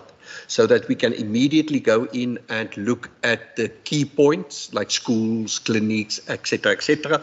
So we've got that system, and we're now busy planning for February, I think next year, it's early next year, January, February, for Whole Water Day, where we're also going to share different kinds of technologies and learn from experts, the technology out there to secure the water, working with water going forward. I think from our perspective, it's very important to build disaster management throughout the province in each municipality. Because, and the pressure that we must put on them, I agree, on the municipalities, that pressure we hold on the municipalities to clean, but also to help with planning. And I think where there's a lack, and we've learned it now with the drift sands and a couple of things, is the communication. Yes, I get that the chairperson said that if you move people out, next day they move in back in the water. But we've built now inclusionary housing policy that I will take to Cabinet next week. We've done a housing market study so that we can look at the gaps within the housing market, so that we can communicate and talk to people and tell them this is the options. I mean, yesterday I've read up on alternative building methods. We need to find out ways to build cheaper houses. 3D houses is going to become an issue. We need to be up there and learn with the worlds, because they can print a house within 12 hours currently. That's the stats, and they print the house. So if we can move into that space, I think we can start to catch up and not falling behind all the time. Thank you. Thank you very much, Chairperson. To start with the honourable member's question in terms of the laptops and the under expenditure as a result of that, we didn't contract and then they didn't deliver on the contract. We budgeted for the assets in terms of our asset management planning and the warranty that runs out of the assets, and therefore in terms of that planning we budgeted for the money, but when we then tried to procure, they couldn't deliver because of the shortfall, and therefore and it's such an issue that in fact it's a departmental risk, but it's also a provincial risk because of this issue. And there's ongoing discussion. We've raised it again recently with Treasury also. How do we deal with this risk? There's also, of course, the CETA matter in terms of that, but it is a strategic risk. In terms of the liability, Cape Nature must come in terms of their contingent liability. We, although we have, as we've indicated, it's I'm cited, as a defendant. We've made representation and filed and why we should be removed, but because we haven't, we had to declare it as a contingent liability, provide and declare it, report it as a contingent liability. Cape Nature can respond to the question to them in terms of why they haven't done so. And then I'm going to ask Karen to come in after me on the question about honourable member in terms of our dwindling income and the opportunities for donor funding. We absolutely, this is a key area that we're busy looking at. The Western Cape government have just recently again had meetings with our European partners in particular in terms of this, to say how do we actually access those opportunities. Also, although there are certain partnerships in place and there's donor funding and loans being made available to South Africa, how do we access it also for the Western Cape? We are the most diverse province in terms of the biodiversity. We also have all these risks and issues, so we have a particular need in terms of that case that was made for South Africa. And we also specifically had a discussion on this with Provincial Treasury. So if the resources of the Western Cape government's not adequate and there's certain budget decisions to be made, how does Provincial Treasury and Economic Development and everybody else also work with us? We are taking this, and we're busy taking this into the growth for jobs strategy for the Western Cape government, where we're saying this isn't nice to have, this is our main insurance. This isn't top-up insurance. This is our main insurance for the citizens for the future. It impacts on people now if we don't get the environmental issues right, and it will impact us even more if we don't get it right in the future. And therefore, that's the case we're making for the funders. That's the discussions we held with some of the overseas partners already. But Karen, maybe just the COP27 that's coming up and this dialogue that's already underway to do exactly what the honourable member is asking about. Thank you. Thank you very much. So depending very much on which donor that you refer to, obviously we have our international relations policies. So for most donors, the access to South Africa is through the National Department. And the National Department and its implementing bodies then will call for proposals and go through a process of selecting which ones they support. So we have tried to use those activities, but I will say it's the same officials that are doing the legal mandate, the legal engagements, the policy development, and are now expected to be fundraisers. One of the things, and we have some very successful small interventions. So for example, World Wildlife Fund has actually assisted us with a warm body. So we've got a human being who's come in to add capacity, which is very unusual actually for donors. But they've recognized that we were struggling to be able to appoint somebody, and we don't have cost of employment money for that person. So they've assisted for a year to have that person in our offices working with us, and it's been fantastic. But a lot of donors are looking for implementation impacts. They don't want to support baseline work. They don't want to support something that technically is in the Constitution and should be funded by the fiscus. So we have to walk very carefully, and the fact that our municipalities are the ones who are in the front line and need to make sure that things are delivered to the citizen, that service delivery is happening, that climate change adaptation is happening. So we often try and work with our municipalities to support them to apply for specific projects and to help scale up projects, because that's the other thing. Donors want to spend, $10 billion at a time. They don't want to hear about a project that's for one tiny community. So we often have to clump together a whole range of municipalities, and we then help with the coordination and the support work to make sure that our municipalities can apply. I don't think we've been as successful as we want to. So any advice, any connections that anybody can give us, we very gladly follow up on. But we are trying, and we're also calling for people from various development banks to actually support us and explain to us if we don't get donor funding for a particular application, what did we do wrong? Or how can we learn so that we can actually put a better proposal forward the next time? So yes, we're very keen to partner, very keen for donor funding, but they really do not want to have to fund basic mandates. They don't see that as their role. Thank you, Chairperson. Then it's just the contingent liability question and the asset management question from Member Maseko to Cape Nature. Thank you. Thank you, HOD. Through you, Chair. There are two questions. A contingent liability one. Cape Nature has not been cited as a respondent. So I just want Barry Barnes, our legal advisor, to confirm that. As far as I'm concerned, we haven't been asked to be a respondent in that regard. And then the second one with regards to assets, and thank you, Member, just for appreciating the spread of our 101 nature reserves throughout the province. And yes, it is a challenge. However, we do have an audit matrix that we deliberate on quarterly with our audit committee and our risk board committees. And we undertook to make sure that the assets are, the whole sphere of asset management is in top form before our next external audit.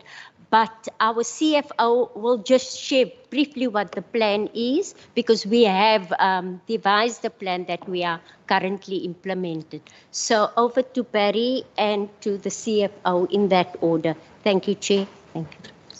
Thank you, CEO.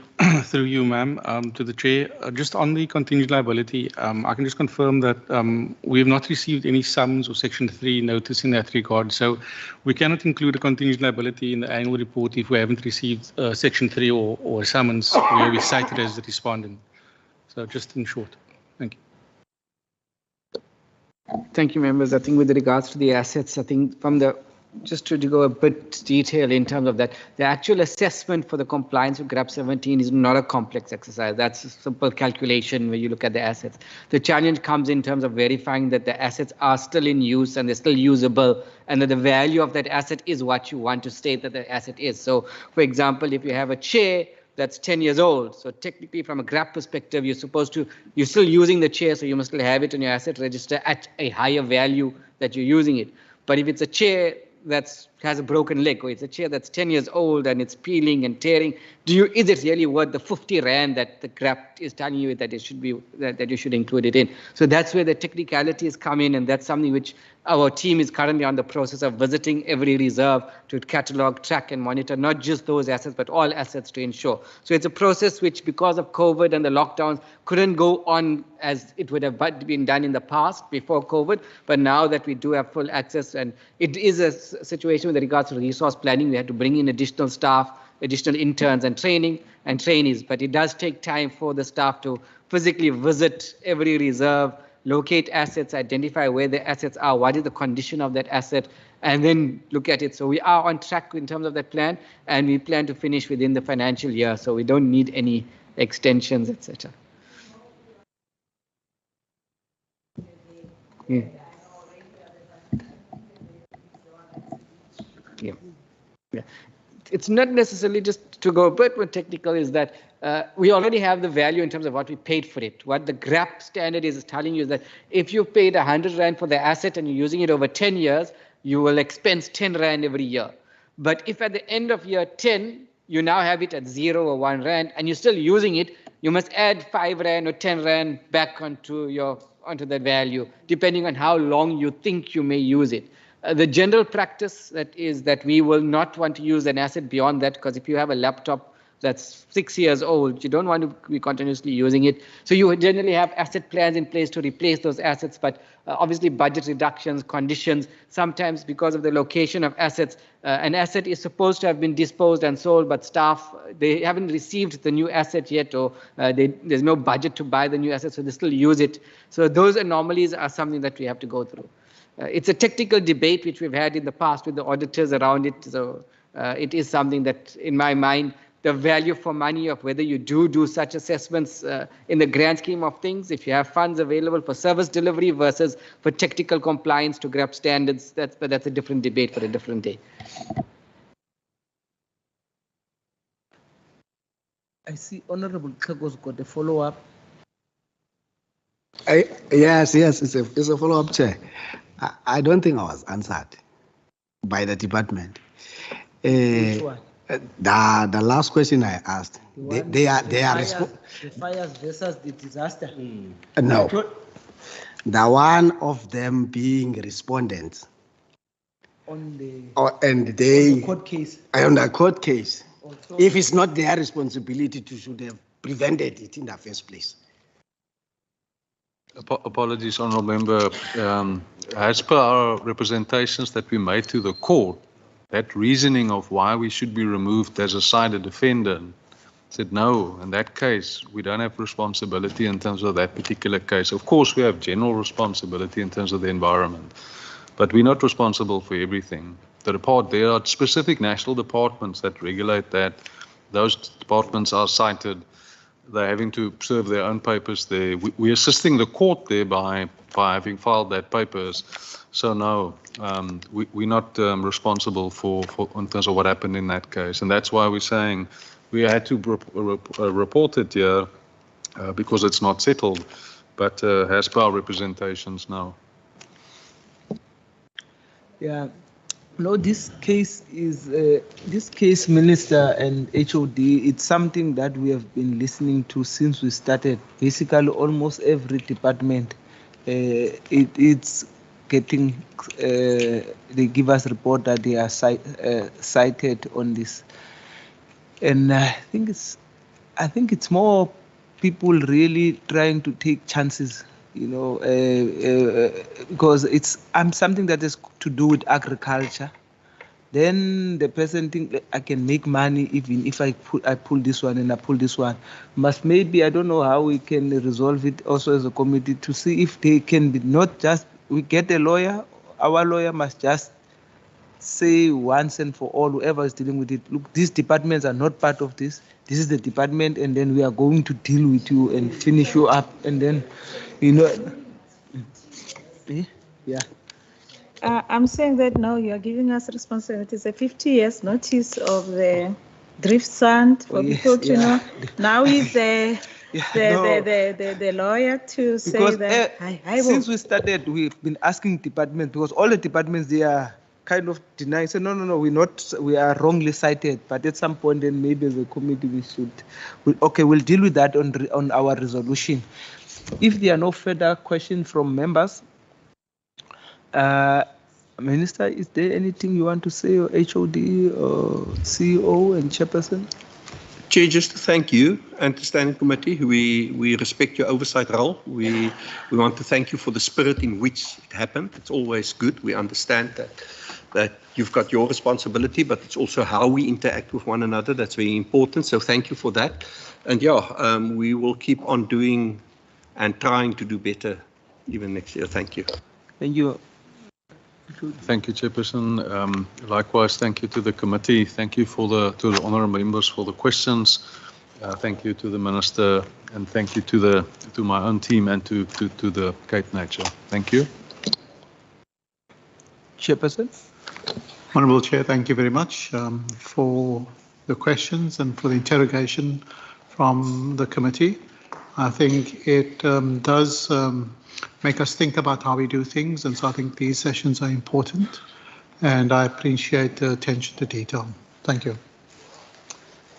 CEO? Once again, I just echo the sentiments that has been expressed by the Minister, HOD, and the Chair of our board, and then in the absence of all our Cape Nature staff, to say thank you to all of them for the role that they contributed in terms of us having obtained a clean audit. So thank you. AG, is there anything you want to bring to our attention that we're supposed to say and we didn't say? Thank you very much, Chair. I would like to just commend the work that has been done by the department in this regard and the NDT as well. Thank you very much, Chair. We appreciate our invitation to your meeting, Chair. Thank you very much. Audit Committee? No, Chair, I think it's all been said. Great job all around. Well done to everybody. Thank you. Mr. Bunting? All in order, Chair. Thank you very much, and congratulations to the department again. Thank you. We've done the Cape Nature as well as the department. The AG. Yeah, no, there is one AG. Okay. Do you want to say something also? Yes, I normally say, yeah, I don't want to duplicate, I don't want to duplicate, because if I say AG, so just this one voice. Now, Minister and HOD Chairperson, as well as the CEO and Audit Committee's Chairpersons, thank you very much for being part of the meeting, and also thank you very much for your cooperation in responding to questions as well. Always say to department that when we hold this meeting, we are not asking questions to catch you up. We are asking questions as part of us fulfilling our role to hold the executive accountable and also play our oversight role. But also, we regard you as an important part of the accountability ecosystem. If we take accountability as a collective responsibility, we are going to continue having these kind of good reports that we are having. But if we see each other as competitors and not complementing each other, that's when we are actually going to have problems. So that's why I'm saying that when we come here, we might not be easy people sometimes, but we try very much to make sure that we get what we want actually from you. So in most instances, we get a very positive feedback. Thank you very much, Honorable Minister and the department. Thank you very much. You can be excused now. We are going to continue as the committee with other work.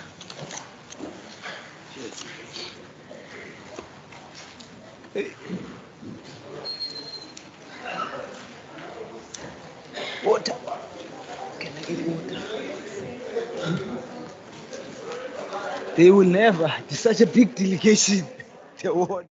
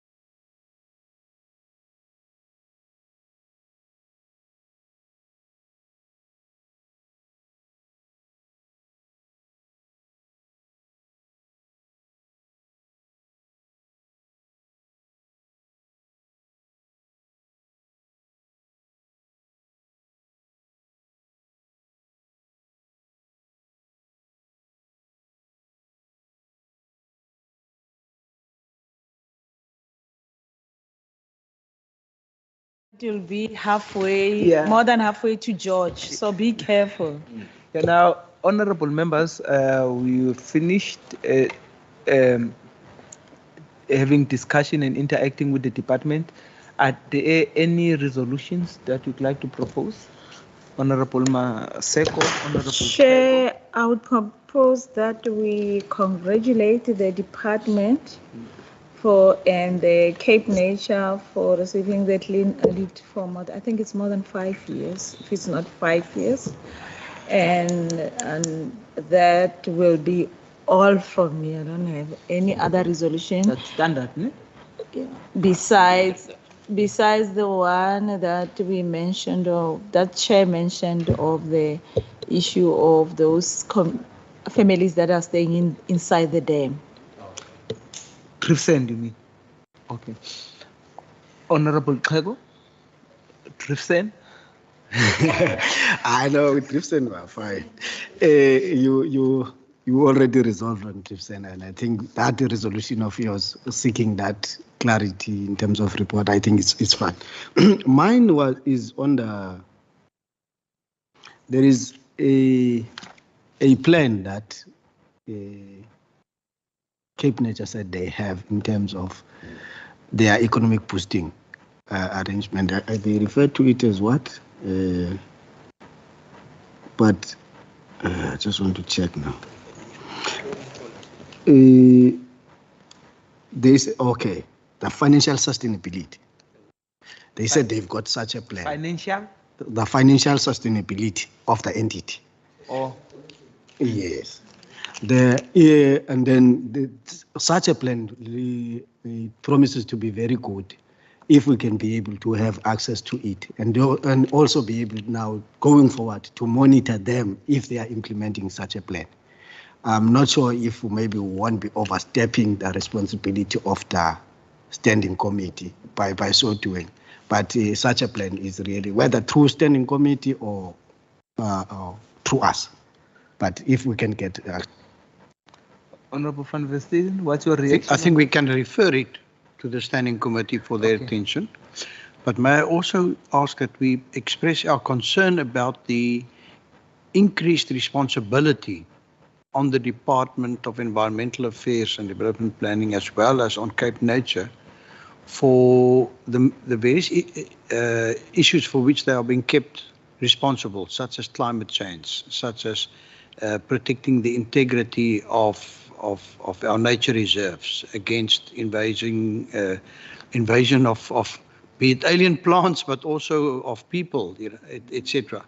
It's a huge and fast-growing responsibility that rests on their shoulders, and for which, unfortunately, their budgets are not keeping track. And I'm really concerned that, despite all the good work and the hard work that they are doing, that in terms of legislation, but also in terms of socio-economic factors, that the burden is going to overpower them at one or other time, that they, and we've already seen it to a certain extent here with drift sands, that they, to safeguard that thing, I think it already cost them millions in legal fees, etc., and fences and so on, and still they couldn't manage that. And I think we need to, as a standing committee on public accounts, I think we need to express our concern in this. No. See, but while you are on that, it's one thing to express concern, but what are we suggesting? What can we do? How can we assist them? Because the issue of climate change and managing biodiversity, it's huge. We can maybe ask them to come and present their plan and cost it. Having costed it, and we say, look, department or whoever, we must lobby, provincial treasury and whatever, and we actually raise that with them. Because I think most of the time people underestimate the effect of climate change and how it must be managed, and not only the human cost of human resource cost, but just the financial cost. It's actually amazing. We can acknowledge it and maybe request them maybe to, they can come to us. We express we are concerned. We'd like them to come and make a presentation to us, and maybe in the process they can quantify it, and then based on that quantification, we can say, look, we think this department must, whatever, or if it's the treasury, they must make serious intervention in assisting them. Okay, I think if we go that road, we need to call maybe the National for the Equitable Share that comes here, and then call the Treasury, and then also call the Cape Nature, the department, so that what we hear as a business plan, and then we ask them how do they react to that, because we can talk about it. Treasury, provincial treasury will say that, look, I'm allocating what I do have here, is a minimum. So the equitable share that comes to us is the one that can give value to what needs to be directed there. So if we are going that way, let's attend to it from the where is the root problem and resources, where we get the resources to react to make recommendations. That's based fine. We on can involve what the Financial and Fiscal Commission that deals with that. That's fine. Any other Honorable America? Chair, Cape Nature did give us a verbal sort of assurance that they have a plan in place to comply with GRAP 17. And maybe, that we can request a report about the processes and the plan that they putting in place to comply with it, so that we could at a later stage, hold them accountable for that if they don't get the clean audit. Thank you.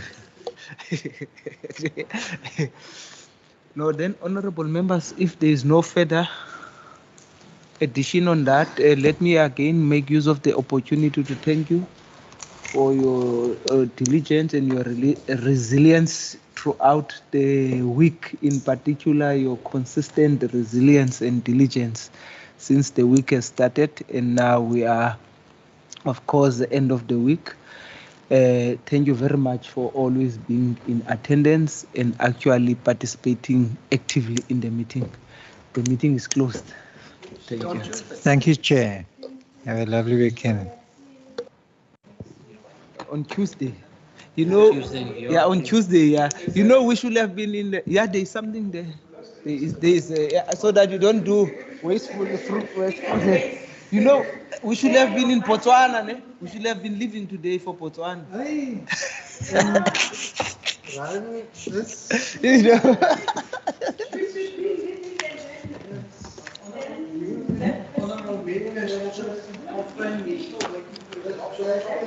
Honorable? For? Chocolate from? Oh, yeah, yes. He represented me well. Yeah.